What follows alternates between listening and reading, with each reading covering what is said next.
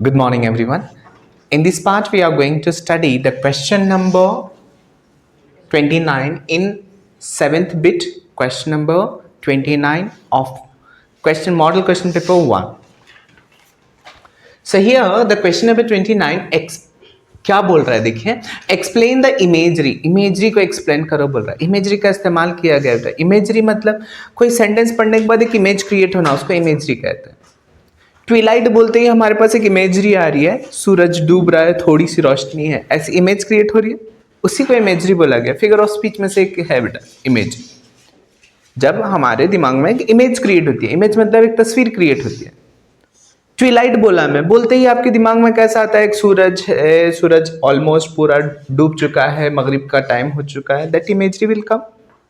आती है ना, तो उसी को इमेजरी बोला है. Imagery of the Twilight. Twilight मतलब लास्ट फेडिंग जो लाइट रहती है, आखिरी में जो गुरूब होते रहता है सूरज, उसी लाइट को ट्विलाइट बोला है. Are mentioned in the poem that time of the year. Poem का नाम भी बताया हमको आसानी से समझ में आ जाने के लिए. Let's start how to write the answer. The imagery of twilight यहाँ पे यूज किया गया है बेटा, किसका इस्तेमाल किया गया है, इमेजरी ऑफ ट्विलाइट. ट्विलाइट मगरिब का वक्त.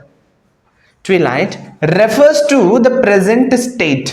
किसको रेफर हो रहा है बोले तो वो प्रेजेंट स्टेट. प्रेजेंट स्टेट बोले तो अभी पोएट कौन सी स्टेट पे है, कौन सी कंडीशन पे है. ऐसी कंडीशन पे है जैसे ट्विलाइट वाली कंडीशन है. ट्विलाइट कभी भी क्या हो सकती है, गुरूब हो सकती है, अंधेरा हो सकता है कंप्लीट. ये भी अपनी लाइफ की ऐसी स्टेज पे है तो जो कभी भी खत्म होने वाली है और पूरा पूरा अंधेरा हो जाएगा. इन द सेंस वो स्लीप करेगा, मर के मौत आ जाएगी उसको. That is the present state. He should imagine the twilight of the day. Present state कौन सी है बेटा, twilight of the day. Present state किसकी, पोएट. कौन है poet, William Shakespeare. As the sun has set. जैसे सन सेट हो जाएगा अभी. And the light is fading. और लाइट क्या हो रही है बेटा, फेड होते जा रही है. फेड होना मतलब धुंधली होते जाना और कम होते जाना, उसको बोलते हैं फेड. अब जैसे मैंने जब शर्ट खरीदा था ये ब्लैक था, अब थोड़ा थोड़ा थोड़ा फेड होता है. फेड होना मतलब कलर फीका पड़ते जाना, कम होते जाना. तो दिन की भी रोशनी कम होते जा रही है तो इसलिए फेड बोला है. Light is fading. लाइट क्या हो रही है, फेड हो रही है. इन द वेस्ट कौन से साइड में होती है बेटा फेड, वेस्ट साइड में. ईस्ट से उगता है सूरज और वेस्ट में रोशनी फेड होना स्टार्ट हो जाती है. Very soon black night will envelope the world. Envelope करना मतलब कवर करना. पूरे कवर को ब्लैक नाइट, पूरे वर्ल्ड को ब्लैक नाइट कवर कर लेगी. इन द सेंस सब जगह अंधेरा हो जाएगा. And all people go to sleep. और सारे लोग कहाँ जाएंगे बेटा, स्लीप करने के लिए. क्या रात होते ही स्कूल को चले जाते हैं आप लोग, नहीं, स्लीप के लिए चले जाते हैं. तो सब स्लीप के लिए चले जाएंगे. इन द सेम वे, उसी सेम अंदाज में, सेम तरीके से the poet's life compared. Same अंदाज में उसने अपनी लाइफ को कंपेयर किया है. Poet's life compared to the day, उस डे से, नियरिंग इट्स एंड, जो अपने एंड के पास है. एंड के पास है मतलब वो दिन का वक्त जो खत्म होने वाला है, एंड होने वाला है. कब, मगरिब के टाइम पे होता है, वो होता है nearing its and. Death is approaching. Death क्या हो रही है बेटा, अप्रोच हो रही है, पहुंच रही है उसके पास. अप्रोच का मतलब पहुंचना. कौन पहुंच रही है, डेथ. किसके पास, पोएट के पास. Just as night takes over from twilight. जैसे सेम अंदाज में जैसे नाइट टेक ओवर करती है, टेक्स ओवर मतलब उस पर हावी हो जाती है. दिन के ऊपर रात हावी हो जाती है, कंप्लीटली ब्लैक हो जाता है. उसी तरह लाइफ के ऊपर मौत हावी हो जाती है और इंसान मर जाता है. Death is but endless sleep. Death क्या है बेटा, एक एंडलेस स्लीप है. एंडलेस स्लीप है. डेथ आने के बाद कोई इंसान फिर उड़ जाता है क्या, नहीं उठता है बेटा. एक बार सो गया तो बात खत्म है. एंडलेस स्लीप, एटर्नल, कभी खत्म होने वाला नहीं है. एंडलेस स्लीप है. दैट इज वाई, इसी वजह से the poet refers to it as death second self. इसी वजह से क्या बोल रहा है पोएट, इसको डेथ सेकेंड सेल्फ बोल रहा है। किसको बोल रहा है बेटा, ब्लैक नाइट को बोल रहा है, डेथ सेकेंड सेल्फ बोल रहा है। फिर ये 1 मार्क का एक आंसर हमारे पास कवर हो गया। What is compared with death second self, what is compared बेटा, Black Knight is compared with the death second self.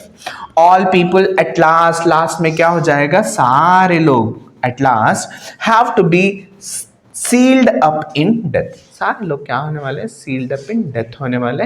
यही इमेजरी यहाँ पे पोएट ने इस्तेमाल की है।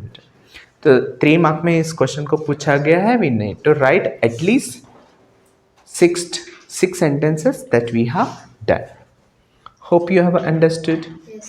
Here we are having question number 30.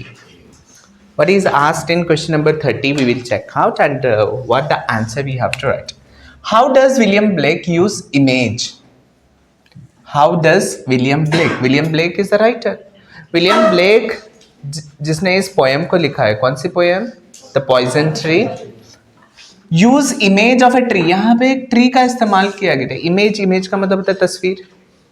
एक यहाँ पे ट्री का इमेज इस्तेमाल किया गया, तस्वीर इस्तेमाल की गई to bring out the destructive effect of suppressed anger. ये बताने के लिए, क्या बताने के लिए, सप्रेस्ड एंगर का इफेक्ट क्या होता है, डिस्ट्रक्शन होता है, खराबी होता है, बर्बादी होता है। किसका इफेक्ट, सप्रेस्ड एंगर। एंगर को हम छुपा के रखना, एक्सप्रेस नहीं करना, इसका इफेक्ट क्या होता है बेटा, डिस्ट्रक्टिव होता है। उसको बताने के लिए यहाँ पे एक ट्री का इस्तेमाल किया गया है जो पॉइजनस है। वो कैसे, तो इन द सेंस यहाँ पे हम पूरी पोएम का सिनॉप्सिस लिखेंगे बेटा। चलिए स्टार्ट करेंगे। The speaker was unable to express his anger. हम लोगों ने देखा, इस पोएम में देखा कि एक बार है, हाँ, जब हम एंग्री होते हैं फ्रेंड के साथ तो हम अपने एंगर को एक्सप्रेस करते हैं। जब एनिमी के साथ एंगर है तो तब हम एक्सप्रेस नहीं करते। तो यहाँ पे सेकेंड सिचुएशन से स्टार्ट कर रहा है। The speaker was unable to express his anger. कौन बेटा, स्पीकर अनेबल है to express his anger, anger को एक्सप्रेस नहीं कर पा रहा है। कौन, स्पीकर। अब नहीं एक्सप्रेस कर पा रहा है मतलब दबा के सप्रेस कर दिया उसने, उसको छुपा के रखा। छुपाने का नतीजा क्या होता है, डिस्ट्रक्शन होता है। वो कैसे बताया, वही लिखना है हम लोगों को। विथ हिज एनिमी, किसके साथ एंग्री था बेटा, उसके एनिमी के साथ एंग्री था। एंड केप्ट, और उसको वैसे ही रखा बेटा। केप्ट, कीप का पास्ट टेंस है, कीप रखना, केप्ट रखा। इट सप्रेस्ड, कैसे रखा उसको बेटा, दबा के रखा उसको। किसको दबा के रखा, किसको बेटा, एंगर को दबा के रखा। फॉर अ लॉन्ग टाइम, बहुत लंबे अरसे तक उसको दबा के रखा। किसको, एंगर को। How, for a long time, long time मतलब बहुत लंबे अरसे तक उसने उसको दबा के रखा। किसको दबा के रखा है बेटा, एंगर को। ही नर्चर्ड, नर्चर करना मतलब पाल पोस के बड़ा करना, नर्चर किया। He nurtured the anger by watering, उसको पानी डाला, वाटरिंग का मतलब एक झाड़ लगाया हम लोगों ने, दरख्त लगाया बेटा, उसको बड़ा होने के बाद से हम लोग क्या करना पड़ता है, पानी डालना पड़ता है, टू नर्चर इट, ताकि वो बड़े पत्ते लगे, फूल लगे उसको। हाँ, तो इसने भी एक एंगर का झाड़ लगाया, उसको पानी डालने लगा। Watering it with hatred, water किससे डाला बेटा, पानी झाड़ को लगता है। और यहाँ पे जो एंगर है, एंगर को बढ़ने के लिए हेट्रेड मतलब नफरत। हेट्रेड का मीनिंग क्या होता है, नफरत। डिसाइड मतलब चालाकी। टीयर्स, आंसू। फियर्स, डर। इतनी चीजों से उसने क्या किया बेटा, वाटरिंग किया। क्या क्या चीजों से, hatred, deceit, tears and fears. इतने चीजें डाला in the form of water. झाड़ बड़ा होने के लिए पानी डालते हैं हम लोग, लेकिन यहाँ पे इसने कौन से, एंगर के ट्री को ग्रो होने के लिए क्या क्या डाला है बेटा, हेट्रेड डाला, डिसाइड, टीयर्स एंड फियर्स। अब झाड़ ग्रो होने के लिए सिर्फ पानी की जरूरत नहीं है, रोशनी की भी जरूरत है, सूरज की रोशनी, उसको बोलते हैं सन। तो यहाँ पे भी इसने सन किया। सन का मतलब होता है सूरज की रोशनी देना। झाड़ को ग्रो होने के लिए सूरज की रोशनी दी। ईट विथ स्माइल्स, क्या डाल के बेटा, स्माइल्स। बेटा उसने क्या किया, संड किया, किसके साथ, इट विथ स्माइल्स, अपनी स्माइल के साथ उसने उसको संड किया। मतलब सूरज की रोशनी जैसे झाड़ बड़ा होने के लिए हम यूज करते हैं, उसी तरह एंगर को ग्रो करने के लिए अपनी स्माइल्स का इस्तेमाल किया इसने। Sunned with smiles that it grew, अब वो ग्रीव हुआ बेटा, ग्रीव, ग्रीव, ग्रो का पास्ट टेंस है grew, grew into a poison tree. कैसा ग्रीव हुआ वो बोले तो एक पॉइजन ट्री के फॉर्म में ग्रीव हो गया। कौन, anger. This tree bore a beautiful apple, bore, bore मतलब लग जाना, लग गया उसको, क्या लग गया, एक ब्यूटीफुल एप्पल लग गया। जैसे झाड़ बड़ा होने के बाद उसको फ्रूट्स लगेंगे, लगेंगे कि नहीं लगेंगे, लगता है। उसी तरह यहाँ पे भी क्या हो गया बेटा, एक ब्यूटीफुल एप्पल लग गया जो पॉइजनस ट्री था उस ट्री को। अब आगे क्या होता है देखिए, means that the enemy was misled by the deceitful behavior of the speaker। इसका मीनिंग क्या हो रहा है मालूम, उसको एक एप्पल लगा, ब्यूटीफुल मतलब झाड़ को एक एप्पल लगा तो वो ललचाता है हम लोगों को, आओ मुझे तोड़ो और खाओ बोलता है।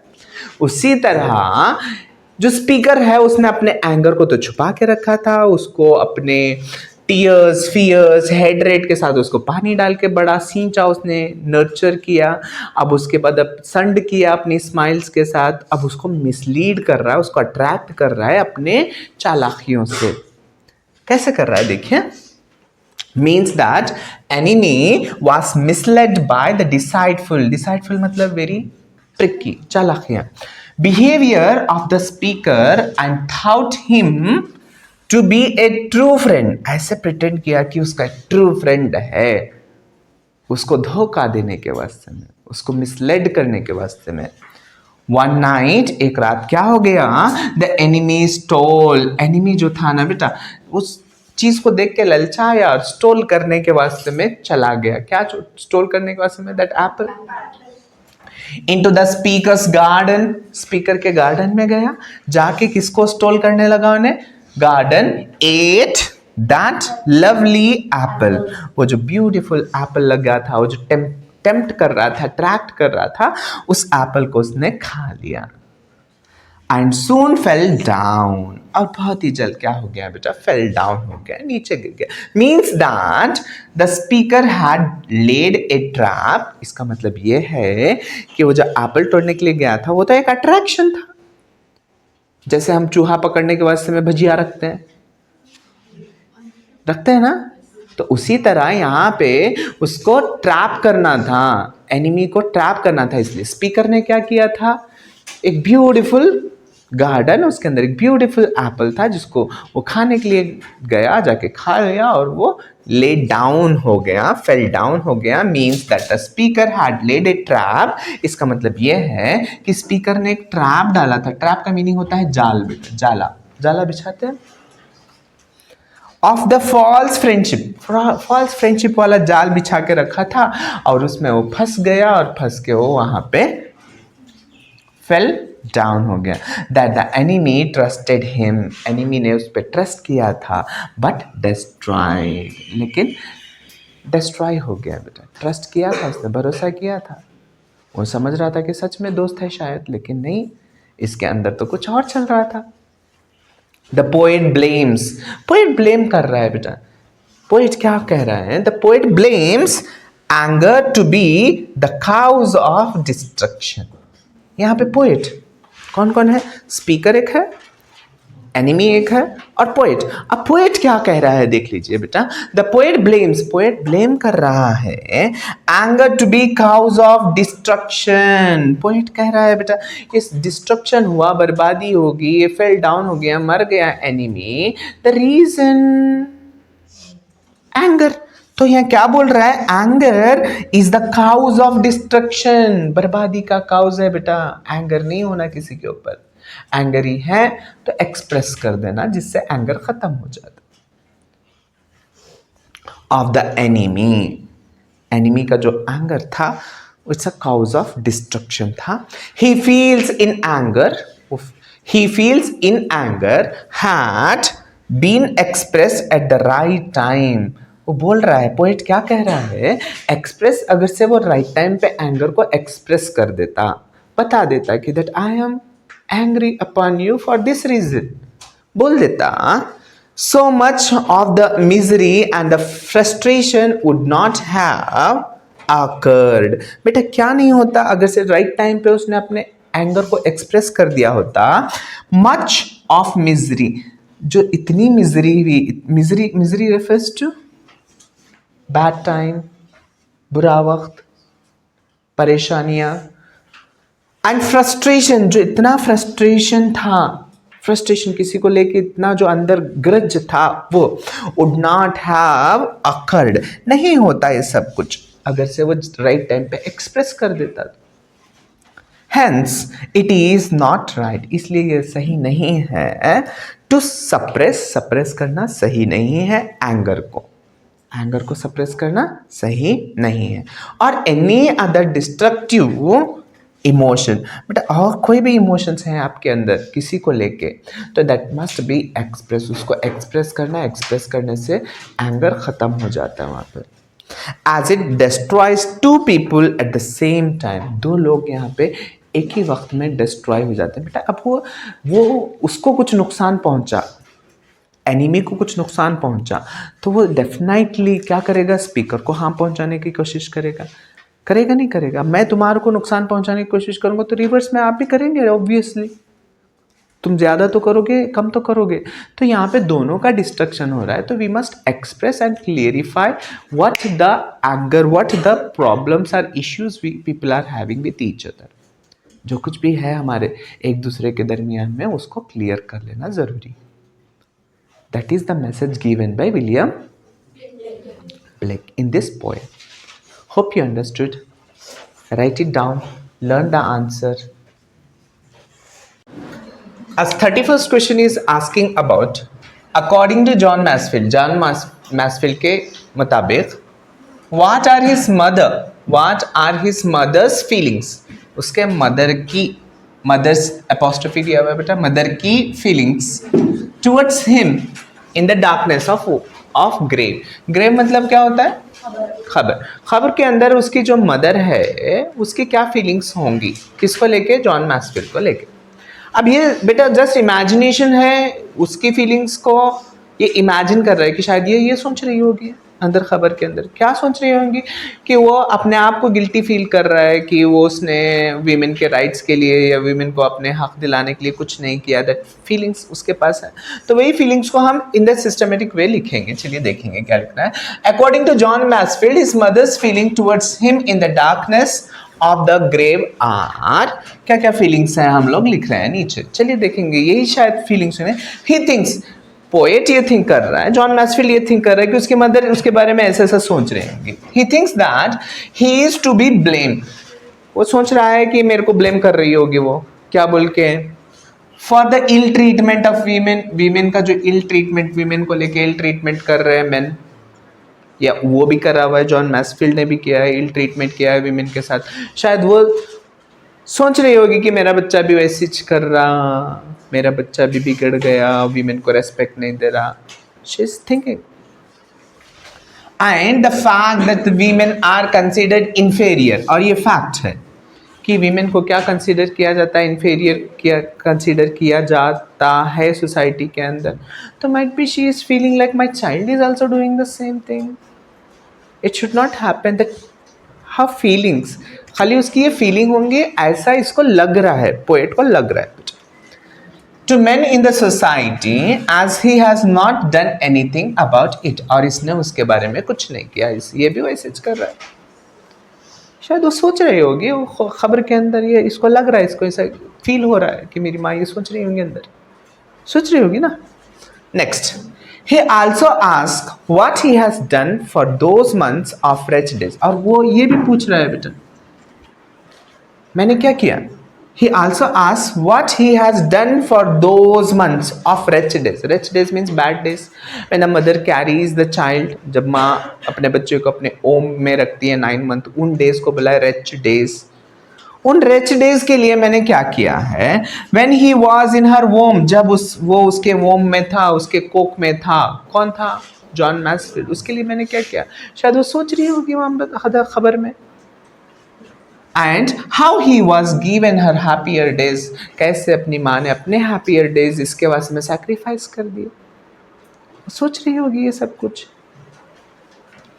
ही लेमेंट्स, और ये लेमेंट भी कर रहा है, क्या लेमेंट कर रहा है, that he has done nothing, उसने कुछ नहीं किया। वो मदर सोच रही होगी, nothing in the gratitude to that dear woman, वो डियर वुमन के वास्ते में, मेरे वास्ते में क्या नहीं कर रहा बच्चा, वो सोच रही होगी। यहाँ पे ये भी लेमेंट कर रहा है, ऐसा नहीं है कि ये भी खुश है, हैप्पी है। Next, he thinks that she feels her son did not do anything to improve the condition of women, और वो सोच रही होगी वहाँ पे कि मेरा बच्चा ये कुछ नहीं करा के वास्ते में, to improve the condition of women, women की कंडीशन को इम्प्रूव करने में मेरे बच्चे का कुछ एफर्ट नहीं है। एक्चुअली वो चाहती थी कि उसका बच्चा जो जॉन मैसफील्ड है कि एक अच्छा इंसान बने, औरतों की इज्जत करे, उनकी कंडीशन को समझे। इन द सोसाइटी, सोसाइटी में उनकी कंडीशन को इम्प्रूव करने में इसने कुछ नहीं किया। Might be she is lamenting on that, वो सोच रही होगी। As the men ignore the rights of women, जैसे मेन इग्नोर करता है बेटा हकों को, राइट्स, राइट्स का मतलब होता है हक। किससे हक, किसके हकों को, वीमेन के हकों को इग्नोर करते हैं। And treat them as if they are not important, और कैसे ट्रीट करता है उनको, एज नॉट इम्पोर्टेंट ट्रीट करता है। तो शायद यही सब बातें उसकी मदर वहाँ पे अंदर सोच रही होगी, that he is thinking. Okay, ये इसकी फीलिंग है बेटा, जॉन मैसफील्ड की फीलिंग है, मेरी मदर यही सोच रही होगी। Got it, understood, right. So here we are having question number 32. What the question is asking, what instances does Karna give to Bhishma to prove his loyalty to Duryodhana? ये proof करना था उसको कि क्यों लॉयल रहना चाहिए। कौन? कर्णा दुर्योधना के साथ। दो पांडव्स उसके भाई हैं, किसके? कर्णा के। ही नो इट वेरी वेल, फिर भी वो बोलता है कि नहीं मैं लॉयल रहूंगा दुर्योधन से। Why he says so, what the instances he has given, क्या इंस्टेंसेस उसने दिया हुआ। चलिए देखेंगे क्या इंस्टेंसेस दिया हुआ है। किसने दिया? कर्णा ने दिया हुआ है। और एक बार देखिए क्वेश्चन, व्हाट इंस्टेंसेस, क्या क्या इंस्टेंस दे रहा है, क्या क्या वाक्य बता रहा है। डस कर्णा गिव, कर्णा ने दिया किसको? भीष्मा को। भीष्मा जब बोल रहा था उसको कि तेरे भाई कौन है, तेरे भाई कौन है? पांडव्स हैं, तो तू कौरव के साइड में क्यों लड़ रहा है? जब उसने भीष्म ने बोला उसको टू प्रूव हिज लॉयल्टी, अपनी लॉयल्टी को बताने के बाद दुर्योधना को लेके उसकी लॉयल्टी कैसे बताया उसने, क्यों लॉयल रहना चाहिए उसको। देखिए क्या बोल रहा है यहाँ पे। कर्णा टेल्स भीष्मा, कर्णा ने भीष्म को बोला, भीष्म को क्या बोला? दैट ही वॉज कुंती देवी सन, ये बोलता है कि हाँ मेरे को पता है कि मैं कुंती देवी का सन हूँ, मैं पांडव्स में पांडव का भाई हूँ। एंड नॉट ए कैरिटियर बॉर्न, मैं कैरिटियर का बॉर्न नहीं, अधिरथ का बेटा नहीं हूं मैं। That he has expressed that. Karna Adhiratha का बेटा था क्या? नहीं, उसको पाल पोस के बड़ा किया था, कुंती देवी का बेटा था वो, है ना। देन ही सेड, उसके बाद क्या बोल रहा है वो, he had eaten Duryodhana salt. Main चीज यही है बेटा, अंडरलाइन कर देना इसको। He has eaten the Duryodhana salt, उसने बोला, इंस्टेंस ये बता रहा है कि मैंने दुर्योधन का नमक खाया है, मेरे ऊपर बहुत सारे एहसानात हैं उनके। So I cannot betray them, मैं उनको धोखा नहीं दे सकता। Eaten Duryodhana salt and wanted to be loyal to him, और वो चाहता था कि वो उससे लॉयल रहे, उसको धोखा ना दे, नहीं देना चाहता था। कौन? कर्णा। रीजन? क्योंकि उसने दुर्योधना का नमक खाया था। नमक खाना इन द सेंस खाना खाना, उनके ऊपर बहुत सारे एहसानात थे उसके। Then he requested Bheeshma, Bheeshma को रिक्वेस्ट करता है, परमिट हिम टू रीपे, अब मेरे को परमिशन दो, मेरे को अब एहसान चुकाने का वक्त आया। ये एक इंस्टेंस बता रहा है कि मेरे को अब एहसान चुकाने का वक्त है, ये that I cannot say no to him, I want to fight for Duryodhana on the side of Kauravas for Duryodhana's love। मैं आज रिपे करने वाला हूँ, क्या रिपे करना हो? दुर्योधना का लव एंड ट्रस्ट, जो मेरे पर भरोसा करता है। ट्रस्ट तोड़ना चाहिए क्या बेटा किसी का? नहीं, तो इसलिए बोल रहा है कि मेरे को आज रीपे करने का मौका मिल रहा है, मेरे को परमिट करो, बोल रहा है permit me. To repay for Duryodhana's love and trust in him, उसके अंदर के अंदर मतलब किसके अंदर, कर्ण के ऊपर जो ट्रस्ट रखे, जो लव करते हैं ना, उसको रीपे करने का मौका है। तो now let me go and fight on behalf of Kauravas. Finally he apologise, और इसके अलावा अपोलोजाइज भी करता है, माफी भी मांग लेता है। क्या कह के माफी मांग लेता है? To him for not listening to him, Bhishma को नहीं सुना ना उसने, नहीं बोल रहा वो, भीष्मा ने बोला कि मत लड़, तो नहीं, मेरे को माफ कर दो। And then and give his blessings, और मुझे आशीर्वाद दो कि let me go and fight with the Pandavas, that is Arjuna के साथ फाइट करने वाला था, है ना। So these are the things which we can express in our answer. Hope you understood. Write down. Here we are having question number 33. How does E.H. Carter describe Pasteur's appearance in his old age? Old age में कैसे E.H. Quarter ने pasture का appearance को describe किया है? बेटा मैंने यहाँ पे आसानी होने के लिए आपको कुछ पॉइंट्स में मेंशन किया गया, आसान तरीके से आप याद रख सकते हैं उसको। क्या है देखिए, E.H. कार्टर डिस्क्राइब करता है पास्चर्स अपीयरेंस, पास्चर के अपीयरेंस को in his old age age, उसके ओल्ड एज में ऐसे डिस्क्राइब कर रहा है। कैसे कर रहा है देखिए, पहला weary with deep lines on his face. Weary means थका हुआ दिखाई देता था। डीप लाइंस, फेस के ऊपर जब बूढ़े हो जाते हैं डेफिनेटली लाइंस दिखाई देंगे। Deep lines on the face, पहली चीज। Skin and the beard both white, बेटा उसकी स्किन और उसकी बियर्ड मतलब दाढ़ी और स्किन दोनों भी वाइट हो गए थे। दूसरा पॉइंट, तीसरा वाला, हिज हेयर स्टिल थिक, उसके बाल ना बेटा अभी भी घने थे, बाल थिक थे, थिक का मतलब घने थे, बाल सर में बहुत बाल थे। And nearly always covered with a black cap, और ऑलवेज एक ब्लैक कैप से कवर्ड रहते थे, कैप पहना करता था ब्लैक कलर की। हाँ, द ब्रॉड फोरहेड, उसका फोरहेड जो था ना बहुत ही ब्रॉड था बेटा, बहुत चौड़ा था। फोरहेड मतलब पेशानी को कहते हैं, उसकी पेशानी बहुत ही ब्रॉड थी, मतलब चौड़ी थी। फोरहेड रिंकल्ड, उसके ऊपर रिंकल्स रहते थे, ये जो आते हैं ना रिंकल्स रहते थे। Mark with the lines of genius, यहाँ पे जो 1 2 3 लाइन ऐसे आता है, ऐसा करने के बाद these are called the mark of genius. तो ये उसके फोरहेड पे थे बेटा, marked with the lines of genius. The mouth slightly drawn by paralysis, बेटा उसका मुंह ना थोड़ा सा टेढ़ा हो गया था, पैरालिसिस में ऐसा थोड़ा सा बात करते टाइम टेढ़ा हो जाता था।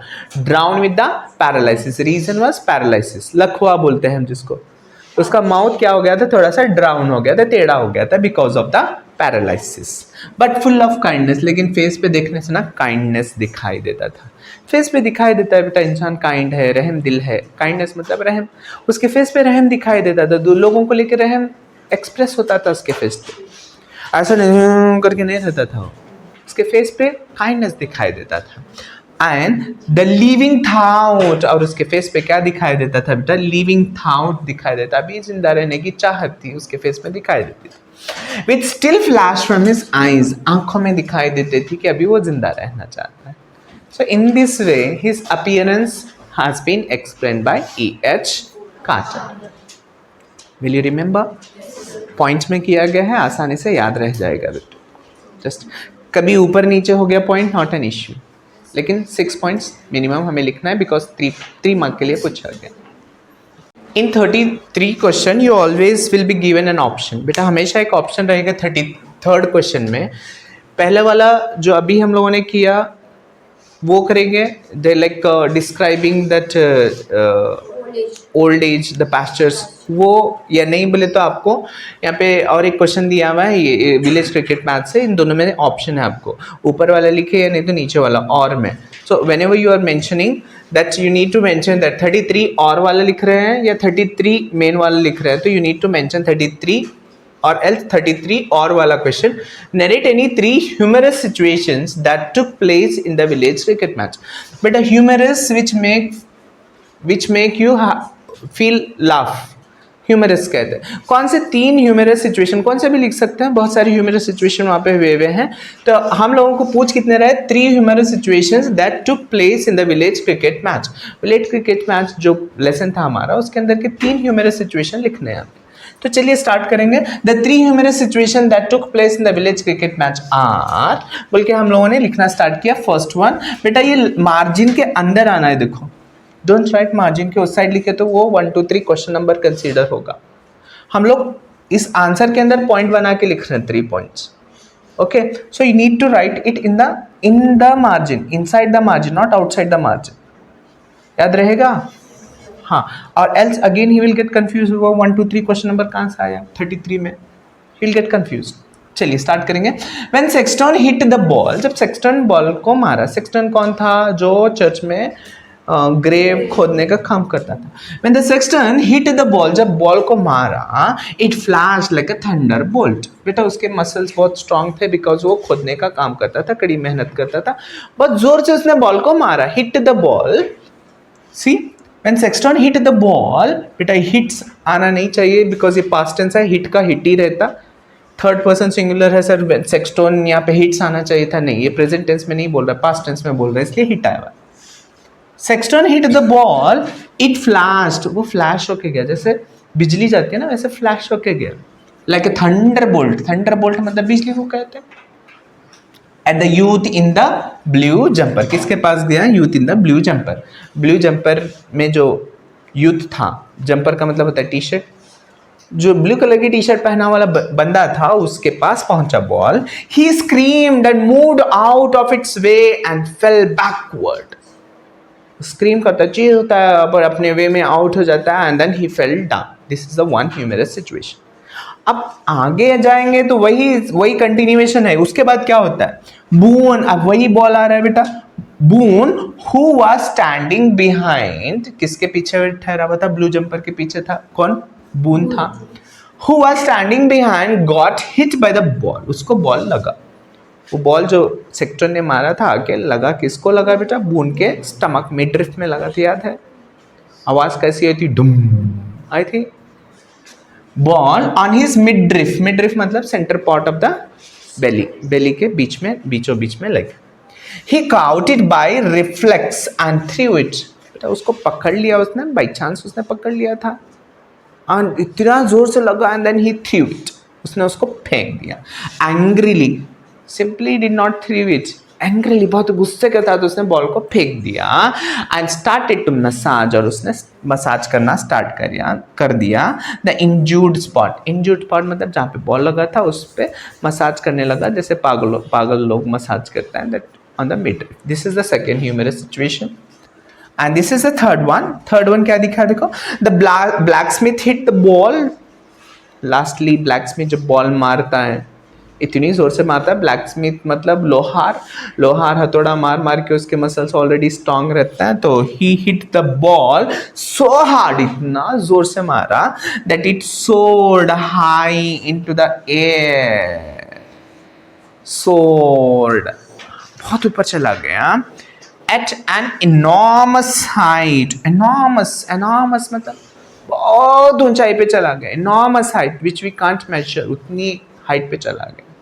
जाने के बाद क्या हुआ? It seem to hang motionless, और वहां जाके ऐसा लग रहा है कि मोशनलेस हो गया, रुक गया बॉल, ऊपर जाके ऐसा फील हो रहा था।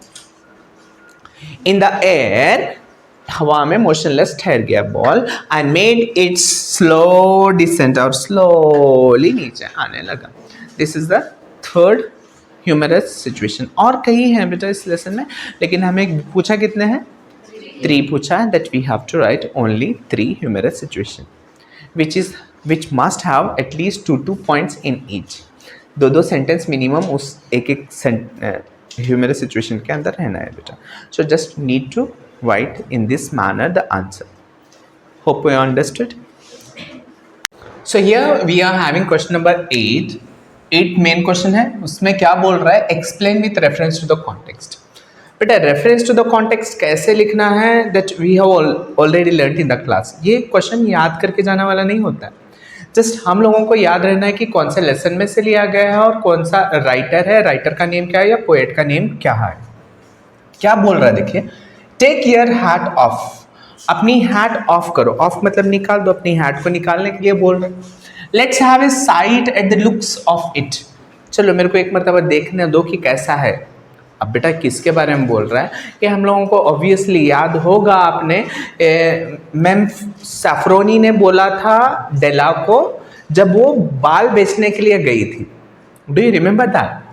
ओके, तो स्टार्ट कैसे करेंगे हम? रेफरेंस जब भी लिख रहे हैं बेटा, this sentence is taken from the lesson. इतना याद रखिए आप, यहाँ से लेके यहाँ तक बाई हट कर दीजिए।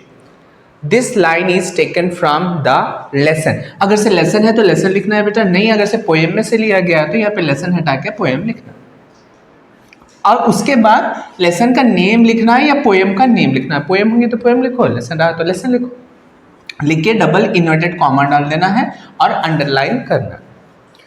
रिटन बाय, कौन लिखा हुआ इसको? ओ हेनरी लिखा है ये। The gift of the Maggi, the gift of the Maggi याद रखिए। और द जब लिख रहे हैं तो द कैपिटल होगा, गिफ्ट का जी कैपिटल होगा एंड ऑफ का ओ कैपिटल रखेंगे हम। ऑफ द का द टी कैपिटल है and then Maggie का M capital, means starting letter of the lesson must be capital. Okay, और O Henry O capital and H Henry का H capital. Don't forget small letter में writer या poet का नाम नहीं लिखते, और लेसन का नाम भी स्मॉल लेटर से नहीं लिखते हैं। स्टार्टिंग लेटर कैपिटल एंड अंदर पूरा स्मॉल में लिखेंगे। अब आगे देख लीजिए लिखना क्या है हमें। This line was said by ma'am Sofronie, Sofronie ने बोला था इस सेंटेंस को टू डेला। किसको बोला था बेटा? डेला को बोला था। हो सके तो अंडरलाइन कर लीजिए कौन किसको बोला था। अब सिचुएशन भी लिखना पड़ेगा कि हमें कब बोला गया था, कौन किसको बोला गया था। बेटा इसको एक मार्क मिलता है हम लोगों को। यहाँ पे this sentence is taken from the gift of Magi and written by O Henry, जैसे इतना लिखे हैं तो 1 मार्क मिलेगा। राइटर का लेसन का नाम और राइटर का नाम अगर से मेंशन्ड है 1 मार्क। अब कौन किसको कब बोला था, ये 3 सिचुएशन लिखना है, उसके लिए हमें 2 मार्क मिलेंगे। तो अभी कौन किसको बोला था आ गया हमारा, यहाँ पे 1 मार्क मिलेगा आपको। कब बोला गया था ये नीचे है, इसके लिए 1 मार्क रहेगा आपका। कब बोला गया था? when डेला या she, when she went, she लिखना है यहाँ पे बेटा, शी मिस हो गया, just need to write when, यहाँ लिख दूं मैं, when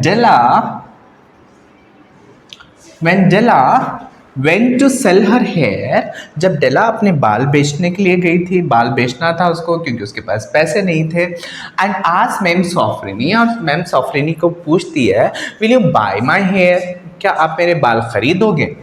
hair then Sofronie asked Della to take off the hat off as she wanted to check the hair. वो क्या चाहती थी? हेयर को चेक करना चाहती थी, इसलिए बोली कि take off your hat and tell her the price, और उसको उसने प्राइस भी बताया ताकि देख के प्राइस बता दे, इसलिए उसने बोला था उसको।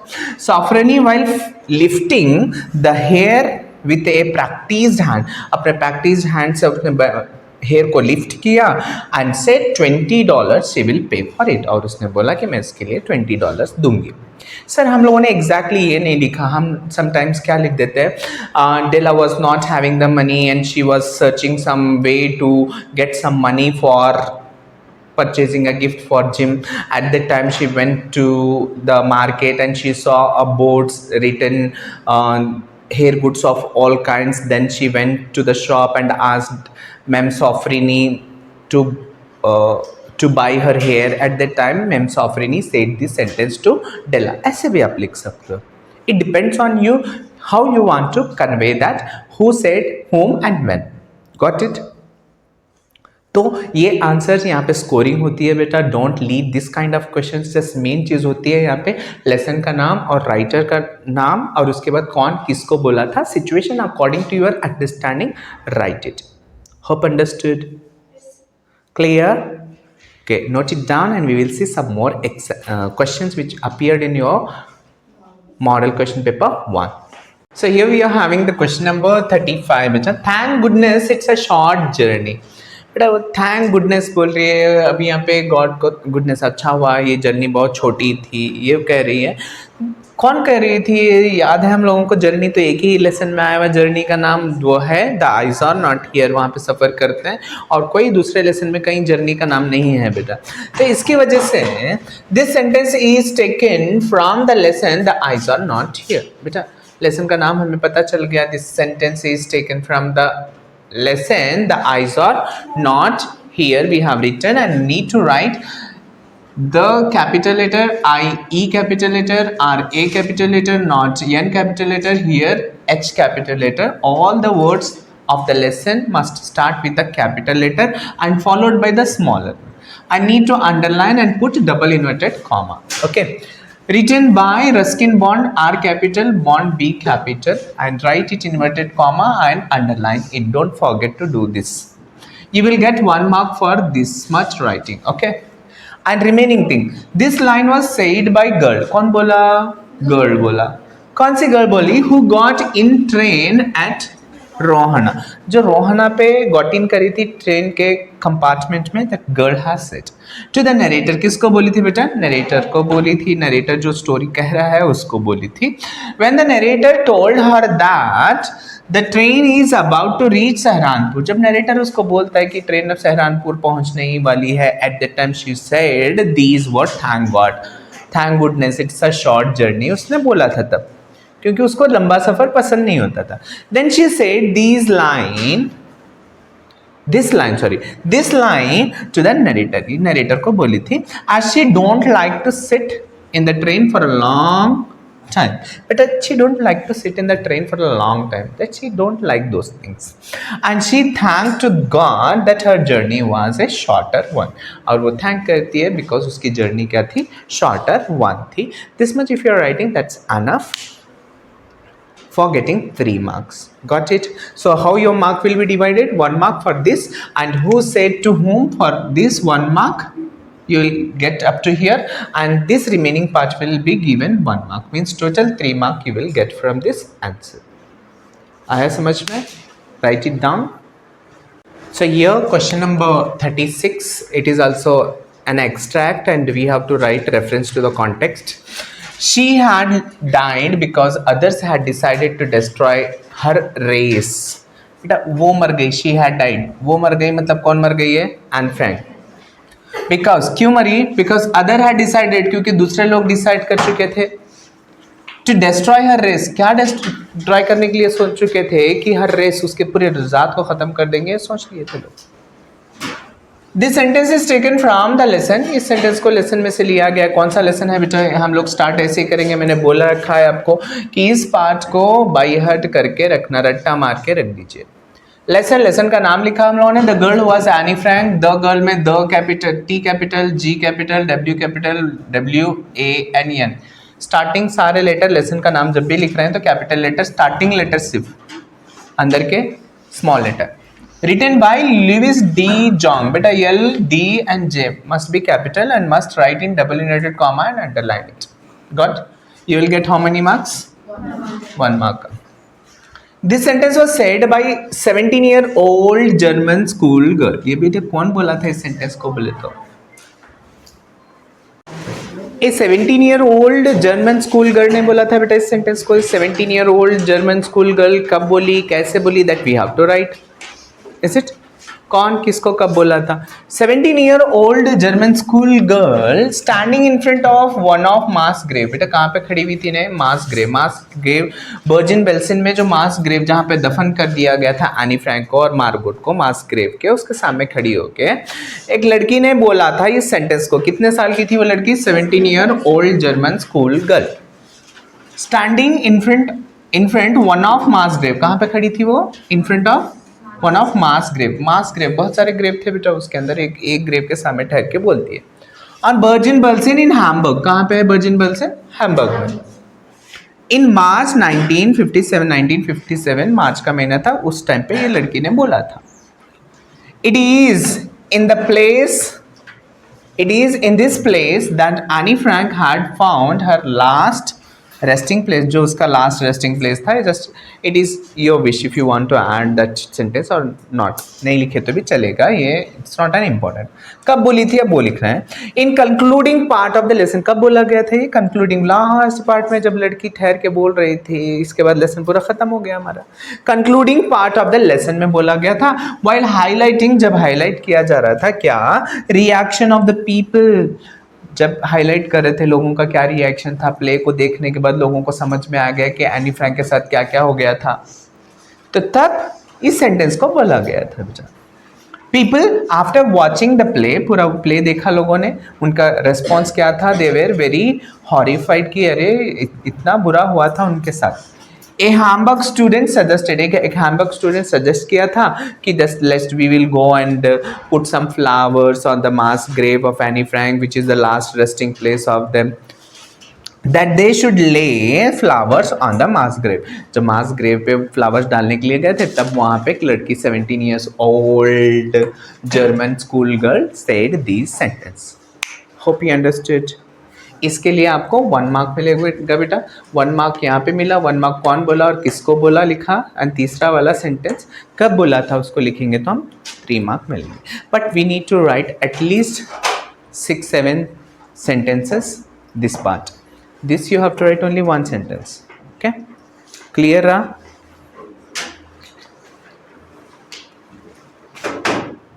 So here we are having the question number 37. What this question is asking, see here from which poem, now the 37 and 38 will always from the poetry part बेटा। 37, 38 दोनों जो रहेंगे वो पोएट्री में से ही रहेंगे। चलिए क्या बोल रहा है देखिए, it is far honourable to fail than cheat. बेटा चीटिंग फेलिंग ये कहाँ पे आया हुआ है, अब्राहम लिंकन लेटर में आया हुआ है, और कोई लेसन में है नहीं चीटिंग के बारे में, तो हम लोगों को समझ में आ गया कि अब्राहम लिंकन से है। This sentence is taken from the poem, बेटा इट इज इंपॉर्टेंट, पोम में से है, that we have to mention, don't write it lesson. अगर से लेसन लिख दिया हम लोगों ने, if we write lesson, that he will come to know that इसको lesson नहीं पता, poem नहीं पता, तो क्या लिखेगा इन्हें, that he will put it wrong. Okay, so just mention it whenever it is from the poem, just mention it is poem. Abraham Lincoln's letter to his son's teacher, पूरा poem का नाम बहुत सारे बच्चे लास्ट टाइम मैंने देखा था wrong लिखे थे। अब्राहम का A कैपिटल, लिंकन का L कैपिटल, लेटर का L कैपिटल, टू का T कैपिटल, हिज का H कैपिटल, सन का S कैपिटल एंड टीचर का T कैपिटल होना चाहिए। And don't forget to underline and put in double inverted comma. Written by Abraham Lincoln, Abraham Lincoln ने लिखा है, so I have written A and L capital, proper noun. This sentence was said by Abraham Lincoln, किसने बोला है बेटा ये, to his son's teacher, किसको बोला, उसकी सन की टीचर को बोला। इन हिज लेटर, लेटर में बोला, डायरेक्टली जाके नहीं बोला, उसने लेटर लिखा।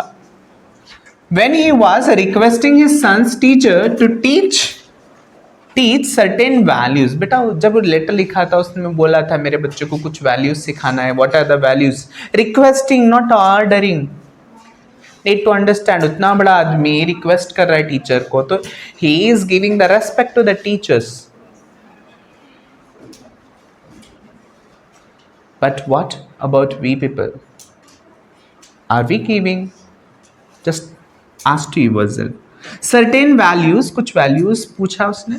Among the many things which he has requested, this is also one. बेटा बहुत सारी चीजें रिक्वेस्ट किया था उसने, उसमें से ये एक चीज है क्या, It is far honorable to fail than to cheat. अब उसके बाद क्या लिखना है हमें, हम लोगों को पता है आंसर इसका, why it is more honorable, that you if you want to write that answer that you can write it here। नहीं तो मेरे हिसाब से मैंने लिखा मैं that चीज सेंटेंस में क्या है देखिए, he said failing is better than cheating। Failing क्या होता है, बेटर देन चीटिंग होता है। टू गेन सक्सेस, अगर से हम सक्सेस गेन करने के बाद समय इन लाइफ, अगर से हम सक्सेस गेन करने के बाद समय चीटिंग कर रहे हैं तो because it is not acceptable, ये एक्सेप्टेबल चीज नहीं है। As this kind of success is not deserving one, क्योंकि वो डिजर्व ही नहीं करते। चीटिंग करके लिख के पास कर लिया मैंने, आउट ऑफ मार्क ले लिया, डू आई डिजर्व इट? मेरे को जितना आता उसने आए तो marks that I deserve, I will be in that proper slot or proper place, that we need to understand that. Hope you have understood how to write 5 to 6 lines. If you want to write that answer, why it is for more honorable, that answer also you can write it here. You can paste here that answer. So writing the reference to the context is very easy, beta. What you feel about that line, you have to write that. And main thing is that who has which poem or which lesson it has taken and who's the writer and who said to whom. That is important. And कब बोला गया था ये, according to your understanding of the lesson or poem you have to write. Got clear? 38th question. This is the last extract. 38th one. To lead but one measure, drink 1 cup of wine. बेटा measure, lead a measure. Measure का meaning होता है slow dance. लॉचिनवर में slow dance है. और wine कहाँ पे पीते हैं, दैट लॉचिनवर में ही है. सो इसके लिए हम लोग डायरेक्टली आ गए लॉचिनवर को. तो this line is taken from the poem Lochinvar. कौन सी पोम में से लिया गया है बेटा? लॉचिनवर में से. Written by sir Walter Scott. So Lochinvar का एल कैपिटल लिखा हम लोगों ने, Walter Scott, sir Walter Scott, तीनों कैपिटल लेटर. ओके, याद रखिए बेटा. Many students will make the mistake here, so you will get lose your mark. So this sentence was said by, बेटा यहाँ का तो easily यूज किया, यहाँ पे was past में चल रहा है. रीजन क्या है? बिकॉज ये अब लिया गया है सेंटेंस, कब हुआ था वो हम बता रहे हैं, इसलिए पास्ट में आ रहा है बेटा. This sentence was said by Lochinvar. Sentence को किसने बोला? लॉचिनवर ने बोला. किसको बोला? To Ellen's father. इसके लिए 1 मार्क मिल गया आपको बेटा. यहाँ पे 1 मार्क, यहाँ पे 1 मार्क, 2 मार्क स्कोर हो गए आपके. When लॉचिनवर एंटर नेदरबाई हॉल, कब बोला था? अब ये लिख रहे हैं हम लोग. लॉचिनवर जब नेदरबाई हॉल में एंटर हुआ, एलेन्स फादर आस्क्ड, पूछता है, एलेन का फादर उसको पूछता है, हिम द इंटेंशन पूछता है उसका कि क्यों आए यहाँ पे, इंटेंशन क्या है, तेरी नीयत क्या है. Then Lochinvar said that, Lochinvar क्या बोलता है देखिए बेटा. Once he loved her daughter मतलब एलेन को कभी वो लव करता था, but his proposal was rejected, उसके प्रपोजल को रिजेक्ट किया, एक्सेप्ट नहीं किया. He no more loves Ellen, और वो एलन को लव नहीं करता. As there are many maidens in Scotland ready to marry him, उसको रेडी है मैरिज करने के वास्ते में. स्कॉटलैंड में बहुत खूबसूरत लड़कियां हैं, ये भी बताता है वो. He has just come to lead a dance, वहाँ पे वो इसलिए आया है कि वो एक डांस करे and drink a cup of wine, और एक कप ऑफ वाइन पी के वहाँ से जाना चाहे. अगर से नहीं सर हमको ये सब कुछ नहीं आ रहा है, हम लोगों ने ये इतना लिखा, ये लिखा, अब इसके बाद नहीं आ रहा है सर, कब? बेटा यहाँ पे जब फादर आया, फादर आने के बाद क्या क्या सवाल पूछा वो लिख सकते हो आप, और इन्हें क्या रिप्लाई दिया वो भी लिख सकते हैं. वो शॉर्ट आंसर्स में हम लोगों ने ऑलरेडी पढ़ा हुआ है. वो दोनों चीज़ें लिखो, ओके है, आपको मार्क मिल जाता है. But don't leave the description. But so here we are having question number 9. Main question number 9 है बेटा, कोट फ्रॉम मेमोरी. यहाँ पे हमेशा आपको पोएम ही मिलेंगे, जाके चेक कर लेना. Question number 39, main question number 9. Question number 39 रहेगा, द रिच. अब बेटा टेम्पल एंड द बॉडी और यहाँ पे पॉइजन ट्री दोनों दिया हुआ है, दोनों याद कर चुके हैं हम. दोनों में से एक लिखना है, दोनों लिखे तो भी 4 मार्क मिलता है आपको, एक लिखे तो भी 4 mark. So don't waste the time in writing both. ये लिखो या ये नहीं तो ये लिखो, और डाला हुआ है यहाँ पे, इसके नीचे रहेगा आपको. देखिए यहाँ पे दिया हुआ रेड से लिखा है मैंने, दिया कहाँ से कहाँ तक है, द रिच दिया हुआ है, द ऑफ गोल्ड तक दिया. तो वी नीड टू अंडरस्टैंड कि पूरा पोएम लिखे तो भी हमको 40 मार्क्स मिलता है. वी नीड टू अंडरस्टैंड कि कहाँ से कहाँ तक पूछ रहा है. तो पूछ कहाँ से रहा है, द रिच लिखा हुआ है, will make temples for Shiva. हमारा फर्स्ट शिवा है, याद रखिए, SIVA Shiva. What shell I comma है, a poor man do question mark है. don't forget to put these punctuations as well. my legs are pillars comma, pillar लिखते हैं बच्चे, pillars है बेटा, legs है डबल प्लूरल है, इसकी वजह से pillars. the body the shrine, shrines नहीं है, shrine है. the head a cupola of gold. बेटा इतना दिया, ऑफ गोल्ड ऑलरेडी दिया हुआ था तो इसलिए हम लोगों ने उतना ही पोएम लिख दिया. तो इसमें आपको 4 मार्क मिल जाता है. अगर से ये नहीं आता है हम लोगों को तो मिस्टेक होता है, that you can opt for this. And I दिया हुआ है बेटा, सारे लाइंस यहाँ पे एंड आई से स्टार्ट हो रहे हैं पोएम में. डोंट गेट कंफ्यूज, लास्ट वाला चेक कर लेना कि कौन सा खत्म कहाँ पे हो रहा है. ओके, तो and I watered it in fears night and morning with my tears and I sunned it with my smiles and with saw. एक बार सिंग करो, देखेंगे कैसे सिंग करते हैं।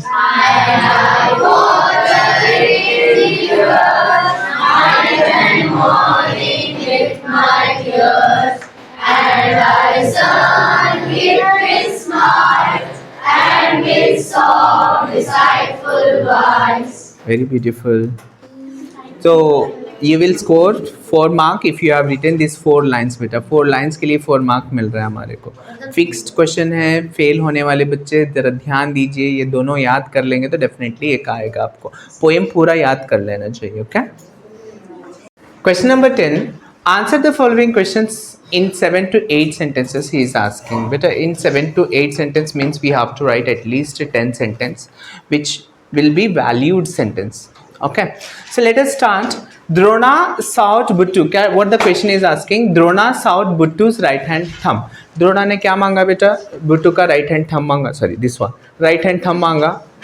Explain how it was fulfilled. Explain करिए वो कैसे fulfill हुआ, वो पूछ रहे हैं हम लोग। तो हम कैसे फुलफिल हुआ? बुट्टू ने चाकू लिया, कट कर दिया, दे दिया, इतना लिखेंगे तो हमें 4 मार्क नहीं मिलेंगे। We need to write the answer at least 10 sentences. So we have started from here.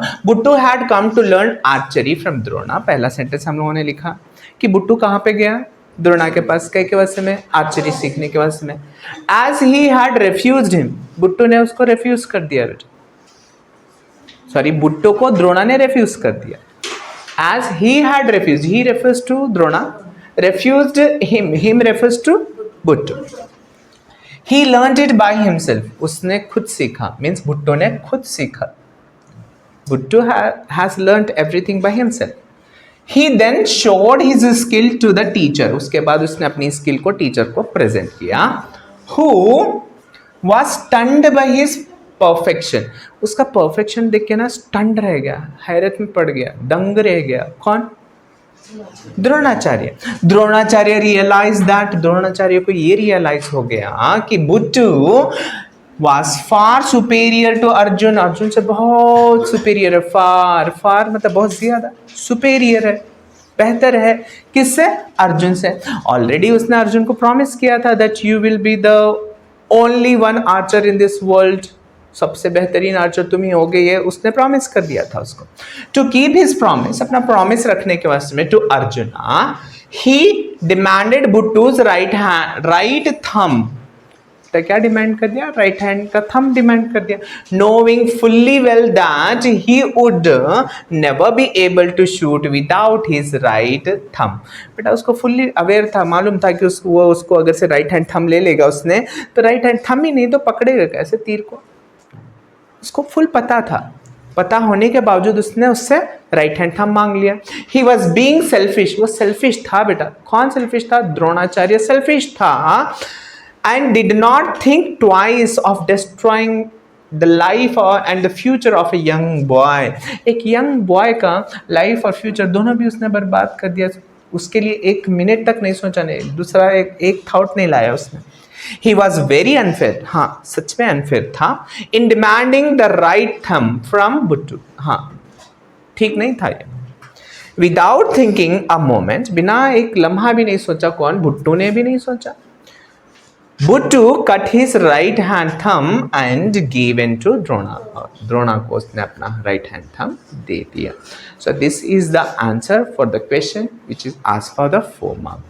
Hope you understood and how to write the answers. You have understand. Practice well, and the remaining questions we will do it in the next part. Thank you.